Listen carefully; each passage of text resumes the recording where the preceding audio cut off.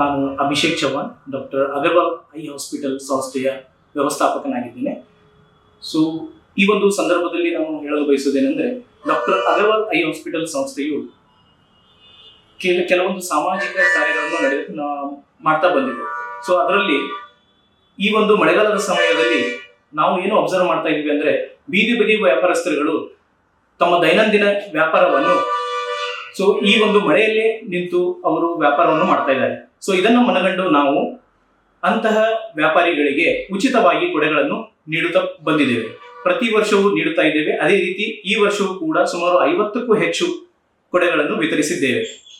So ಈ ಸಂಸ್ಥೆಯು ಇಂತಹ ಸಮಾಜ ಕಾರ್ಯಗಳನ್ನು ಮಾಡುತ್ತಿರುವುದು ತುಂಬಾ ಪ್ರಶಂಸಾದಾಯಕವಾಗಿದೆ.